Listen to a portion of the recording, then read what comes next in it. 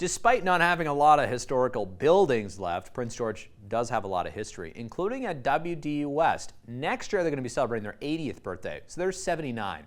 Still a good reason to stop by and check out some cool machines. We're going to do that and so much more on CKPG Today.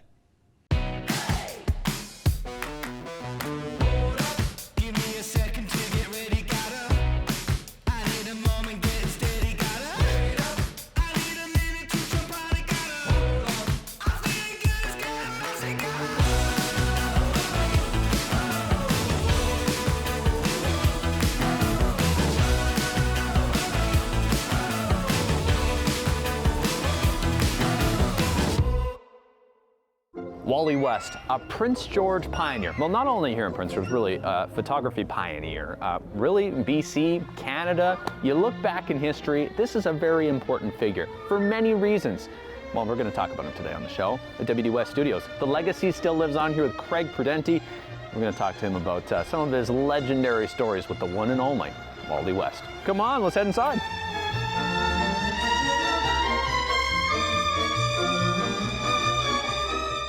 Inside the legendary building, legendary business here with Craig now. Craig, how's it going? Good, thank you very much. Yeah, thanks for having us today. This is a pretty cool place.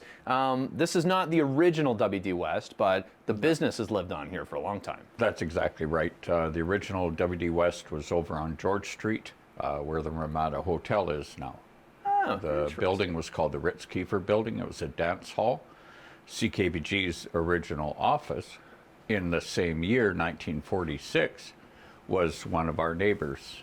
Really? In the Ritz-Kiefer Dance Hall, that's right. And I think Jack Carpet was around in those days. About 5 years after he'd got there in 1946, he moved to where the Pastry Chef bakery is now, on George Street as well. And then about 1958, he moved across the street to where the Commonwealth building is, next to where Morrison's Menswear used to be.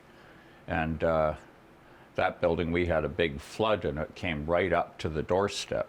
Larry Merritt just did a drawing of it. And shortly after that, about 1961, Wally moved to where the Bowie's family had their store on 3rd and Brunswick.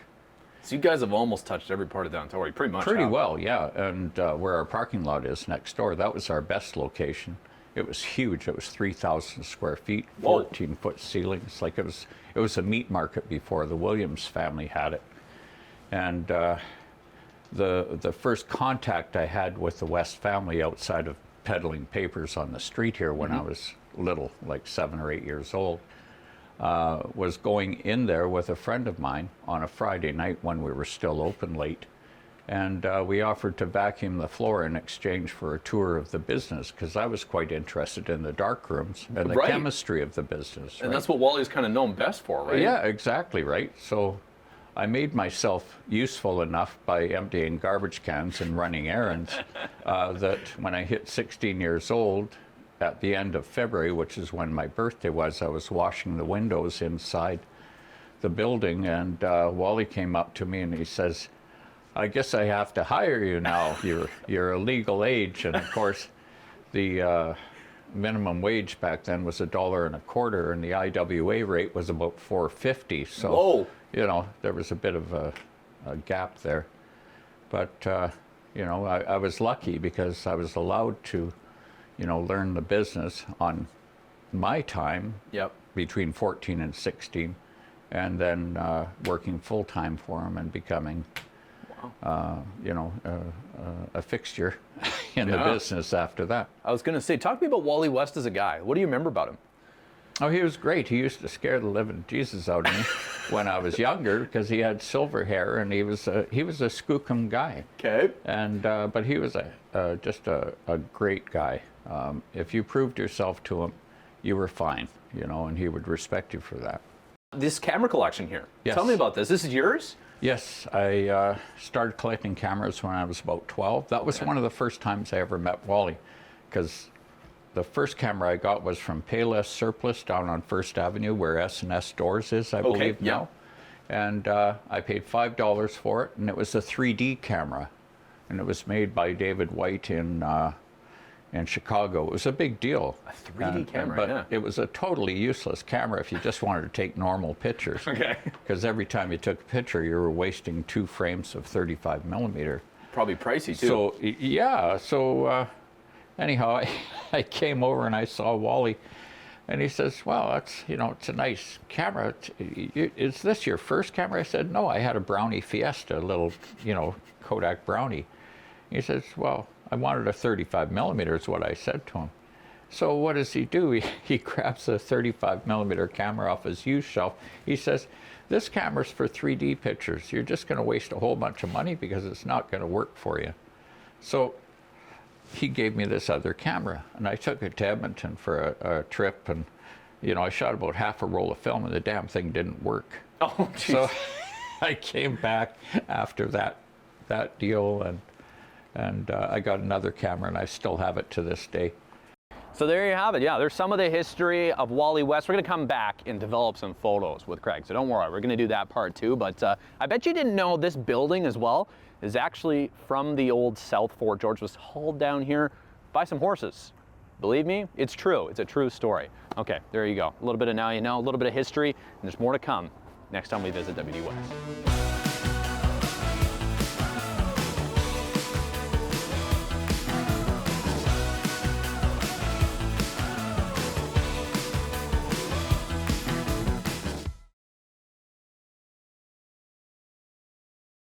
Col Juicery here on Cowart Road. Some would say they got the juice. They got a lot more than that too, including a lot of homemade ingredients that go into these and into their almond milks and pumpkin seed milk. It's true, they do it all here, homemade. It's different than the ones you buy in the store. A little bit more pure, because that's the Prince George difference when they make it homemade. We're gonna take you behind the scenes and show you all that and more on the show. It's time to go nuts now in the back of Col Juicery, Joe.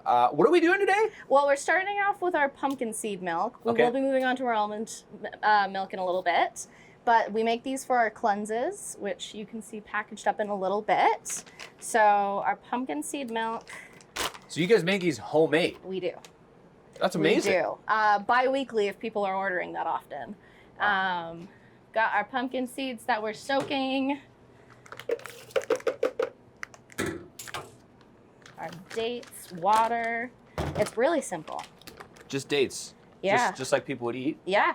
Grind up. Yeah, we put the dates in our smoothies, we put them in our baking, we put them in here. Okay, so this is just pumpkin seeds. Yeah, and they've been soaking in warm water. And the blender in action. There we go. Yeah, so turns it into this little green mush. Yeah, have a look at that. Doesn't that look delicious? Tastes a lot better than it looks. Yeah, okay, good. Yeah. And then we put it into our big juicer here. So this is what we make our juice in as well. Okay, this is a fancy machine. It is. And we close it and we press our button and it's gonna press all the liquid out. Just nice and easy. Yeah. This is kind of like making wine. It reminds me of that. Yes, it's not aged quite as nicely. No, a little different. But Have you named this? Like I based on how many haven't. you use it? No? I should. I should really. Jerry the Juicer or something? Jerry the Juicer, that's so good. Yeah, no, we named our dishwasher at our old location, but we haven't named this one yet, so yeah. Okay, I'm gonna claim this name, Jerry. Love it. We need to get some googly eyes on it. It matches Joe. Yeah, it does. There you go. Jerry and Joe. They do the juice. We do. How confident are you with a measuring spoon? I'm pretty confident. Could you do 2 of those into... Perfect. All right. So there's just dates and water in here. Or, so sorry, far, just almonds. the almonds. Yeah, we haven't even put the dates in.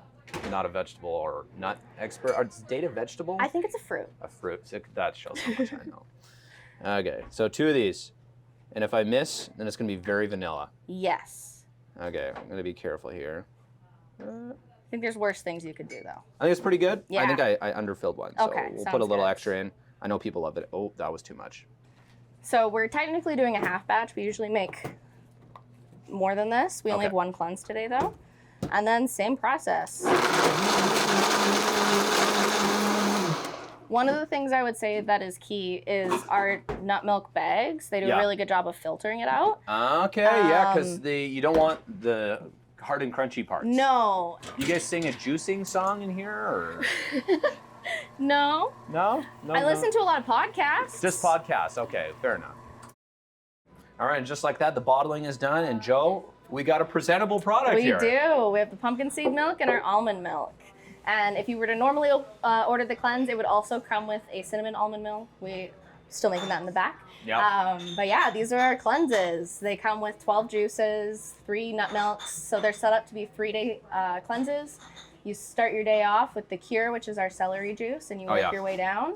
Yeah. Awesome. Okay, if people are interested, come here to Col Juicery, check it out. They juice certain days of the week, so you got to plan this out a little bit. But yeah, thanks for your time today, Joe. Yeah, no problem. Thank you. Miss an episode? That's okay, life gets busy. We get it. Or maybe you didn't miss anything, but you're here to watch that one feature again because honestly, it was that good. No judgment. Here's the good news. You can relive every moment of the CKPG Today Show whenever you want. Head over to ckpgtoday.ca, click on the Today Show tab, and voila. So grab some snacks, kick back, and binge away because let's face it, life's too short to miss out on great local TV.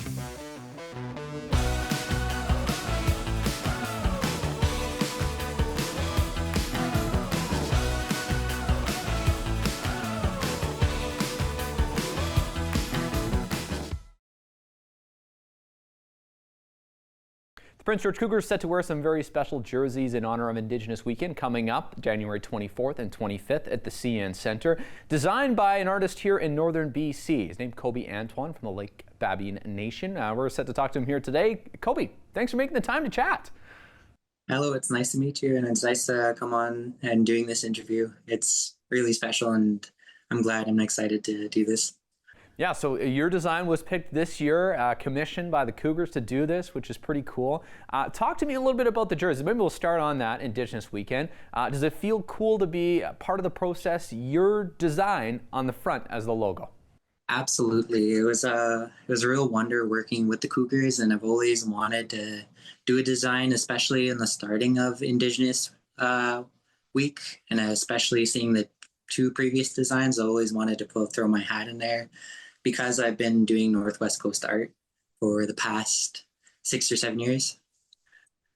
So it's great, it feels great, and I'm very excited for the upcoming games. I want to ask you about the design here too, Kobe, because I'd imagine it doesn't just, well, maybe it does as an artist pop in your mind. Talk to me about the workshopping, how you figure out what exactly the cat on the front of the jersey is going to look like. So throughout the design process, I worked with them and looking at the different designs that they have had before. And so I seen that the first design for the first Cougars Indigenous jersey happened. It was a full body design and a side. And then the second was a full face, just facing on. And so I want to do a full body and in the Northwest Coast style.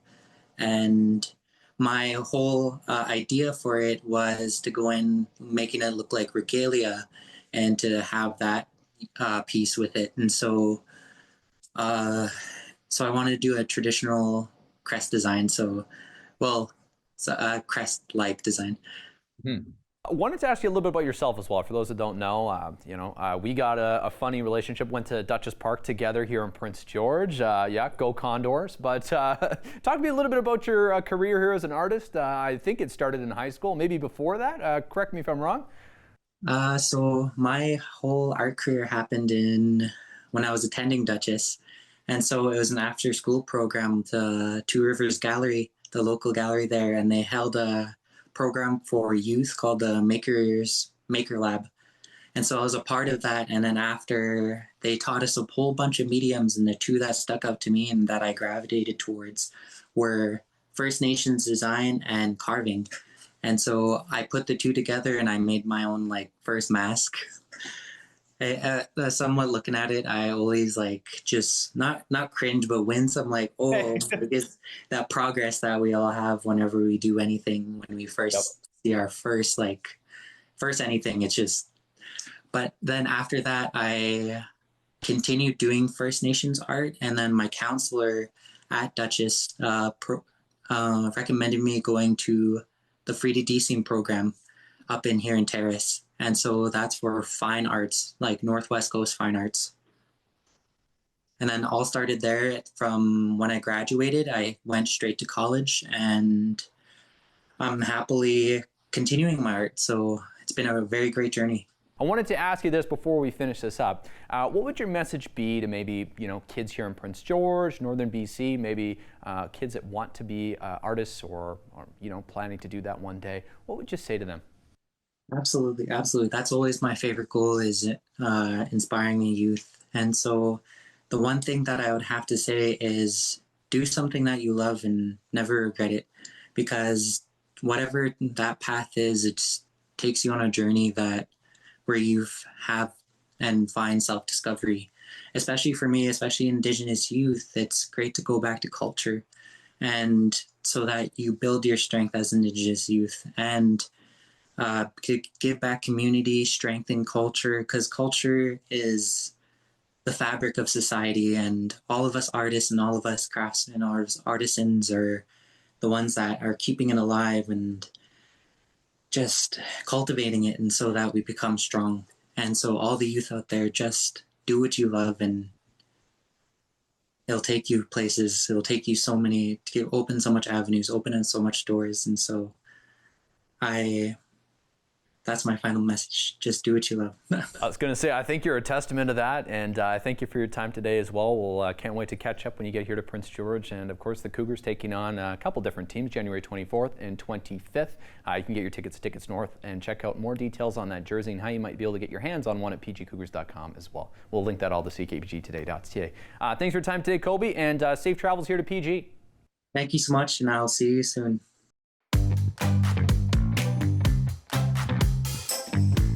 Today's snapshot comes from Evelyn.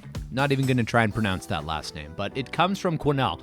A nice sunset here on the farm. You can tell the ponies also enjoying the sunset as well.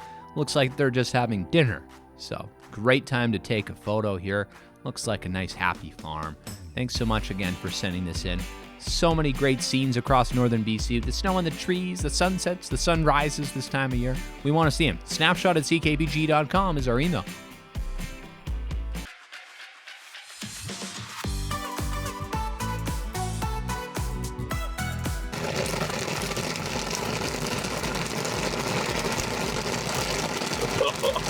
Holy moly.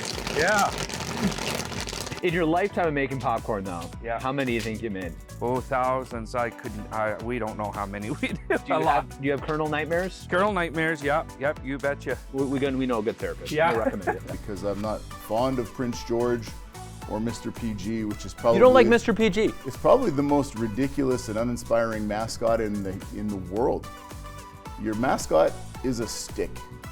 Or took the win from them the first year. So, Would you blame coaching? Or everyone blames the coach, right? well, I was the coach. Oh. So, yeah, I probably would be the coach as well, actually. Now, do we think you can talk to ghosts with this? Oh, you're really on the ghost thing these days. This is great. I love this. Are you thinking of a career change? Maybe. Okay, well, here's one thing I know you took up. Coffee. How much do you drink of it every day, and how do you take it? I don't drink coffee. What? No.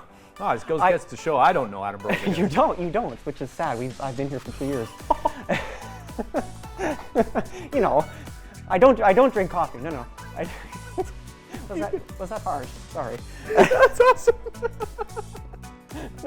Right? Like, we got OTL coming. I'm gonna have some low backs from that, I guarantee, right? What do you mean I could hit the home run? Well, yeah, absolutely. Swing for the fences and end up in here, right? Yeah. Honestly, if you enjoy it, then that's all that matters. But if it's scotch, you can't really go wrong. So we should be okay. I'm going to say that's heresy. There is no bad scotch. That's Okay, right, I was that's going to right. ask Ken. Yeah, Irish Some whiskey. scotch is better. It's different. it's fair enough. I mean, Every Friday, we taste something new at Liquor Warehouse. 3 to 5. There you go. Oh my God, you read my mind. That's awesome. Okay, well, I'm going to plan my Fridays around that. Sorry if you don't see me at work after 3. Hey there, got an idea or suggestion for the show? Reach out and connect through our social media or send us an email at letstalk@ckpgtoday.ca.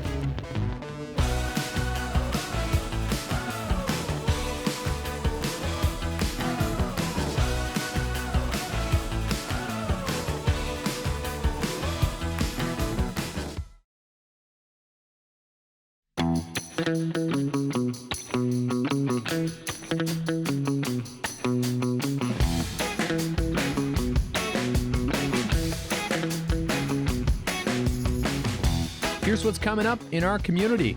First up, Primetime Wrestling returns to the Prince George Conference and Civic Center January 24th and 25th. Sink into your seats and enjoy some action in the ring and probably some outside of the ring as well. Check out the Prestige Treasure Cove Banquet Room for the Champagne Events Bridal Expo. If you're in the market for a wedding dress or weddings overall, this is a place you're going to want to visit for some ideas, expertise, and more. Coming up, the PG Conservatory's annual recital. Celebrate the hard work and talent of Conservatory of Music members and students here in Prince George, January 31st at 7 p.m. The House of Ancestors will be a cool place to be for the Model Car Show, February 1st, put on by Cruisin' Classics. Join in to some kids, some adults, some fun for all ages, and some very cool rides as well.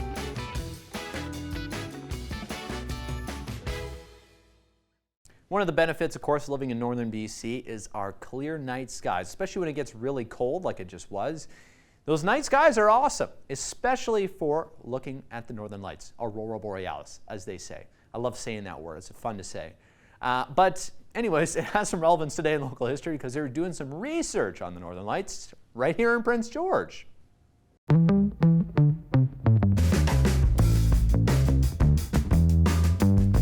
A cool project being studied here in Prince George back in 2007. Scientists from the University of Calgary came here. You could see them climbing up there to install some cameras to point skyward. So you get to look at the northern lights. I'd imagine that'd be an awfully hard study to do, looking at the northern lights all day, looking at what you captured, but cool. Prince George, very great place to see the northern lights, especially during the winter months on those cold and clear nights. Aurora borealis. Say that 5 times over fast. Kind of like a tongue twister anyway. But that wraps up the show for the week. We've had a great time with you. Enjoy all the events happening in Prince George this weekend, whether it's Primetime Wrestling, the Sirens Cup, or more. It's a great weekend to be in PG, isn't it? All right, we'll see you for more good stuff next week, folks, and have a great weekend.